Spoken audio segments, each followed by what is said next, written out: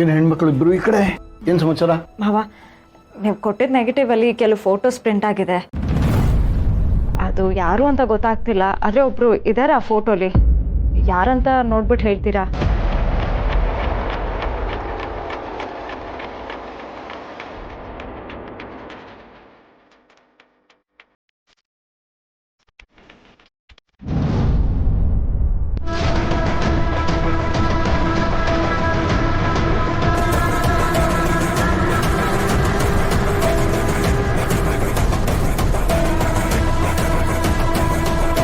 ಇದು ಭಾರ್ಗವಿ.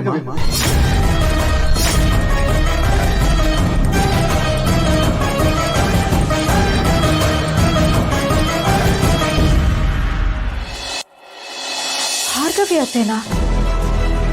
ಅಂದ್ರೆ ಅವ್ರು ಬೆಟ್ಟಕ್ಕೆ ಬಂದಿದ್ರಾ? ಹೌದು. ನಾನು ಅಣ್ಣಾತಿಗೆ ನೀರು ತಗೊಂಡು ಹೋಗುವಷ್ಟರಲ್ಲಿ ಅಣ್ಣಾತಿಗೆ ಜೋರಾಗಿ ಕಿರ್ಚಿದ ಸೌಂಡ್ ಕೇಳಿಸ್ತು. ನಾನು ಬೆಟ್ಟ ಹತ್ತಿ ನೋಡೋ ಅಷ್ಟರಲ್ಲಿ ಅಲ್ಲಿ ಭಾರ್ಗವಿ ನಿಂತಿದ್ಲು. ನನ್ನ ನೋಡಿದ ತಕ್ಷಣ ಭಾವನಾಕನ್ನ ಯಾಕೋ ಕೊಂದೆ ಪಾಪಿ ಅಂತ ಕಿರ್ಚಕ್ ಶುರು ಮಾಡಿದ್ಲು.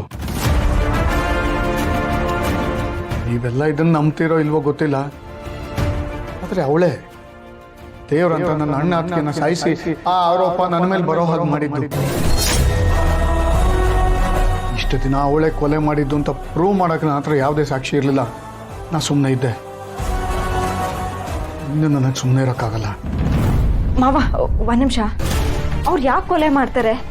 ನನಗಂತೂ ನಂಬಕ್ಕಾಗ್ತಿಲ್ಲ. ಯಾರು ನಂಬದೇ ಇದ್ರು ಇದೇ ನಿಜ ಸೀತಾ. ಇಷ್ಟು ದಿನ ನನ್ನ ಕೈಲಿ ಯಾವುದೇ ಸಾಕ್ಷಿ ಇರಲಿಲ್ಲ, ಆದ್ರೆ ಈಗ ಸಾಕ್ಷಿ ಇದೆ. ಇದು ಭಾರ್ಗವಿನೇ. ಸರ್, ಒಂದ್ ವೇಳೆ ಭಾರ್ಗವಿ ಚಿಕ್ಕಿನೇ ಕೊಲೆ ಮಾಡಿದ್ರೆ ನಾವು ದುಡ್ಕೋದು ಬೇಡ. ಈ ವಿಷಯ ನಮ್ಮ ಮನೆಯವ್ರು ಎಲ್ರಿಗೂ ಹೋಗಿ ಹೇಳಕ್ಕೆ ನಮ್ಮ ಹತ್ರ ಯಾವುದೇ ರೀತಿ ಸಾಕ್ಷಿ ಇಲ್ಲ. ಪ್ರೂಫ್ ಇರೋದು ಇದು ಒಂದೇ ಫೋಟೋ. ಇದರಲ್ಲೂ ಭಾರ್ಗವಿ ಚಿಕ್ಕಿ ಮುಖ ಕ್ಲಿಯರ್ ಆಗಿ ಕಾಣಿಸ್ತಿಲ್ಲ. ಹೇಗಾದ್ರೂ ಮಾಡಿ ಭಾರ್ಗವಿ ಚಿಕ್ಕಿನ ಅವ್ರ ತಪ್ಪನ್ನ ಅವ್ರು ಒಪ್ಕೊಳ್ಳೋ ಥರ ನಾವು ಮಾಡಬೇಕು. ಅದಕ್ಕೆ ರಾಮ್ ಹೆಲ್ಪ್ ಬೇಕು. ಹೌದು, ಅತ್ತೆ ಕೊಲೆ ಮಾಡಿದ್ರೆ ಅವ್ರಿಗೆ ಶಿಕ್ಷೆ ಆಗ್ಲೇಬೇಕು. ನಾವಿದ್ನ ರಾಮ್ಗೆ ಅರ್ಥ ಮಾಡಿಸ್ಬೇಕು. ಇಷ್ಟು ವರ್ಷ ಎಲ್ಲರ ಮುಂದೆ ನಾಟಕ ಮಾಡಿಕೊಂಡು ಅವ್ರ ಮುಂದೆ ಒಳ್ಳೆಯವಳು ಅಂತ ನಂಬಿಕೆ ಗಳಿಸಿದಾಳೆ. ಅವಳು ಕೊಲೆ ಮಾಡಿದಾಳೆ ಅಂದ್ರೆ ರಾಮು ಸುಲಭಕ್ಕೆ ನಂಬಲ್ಲ.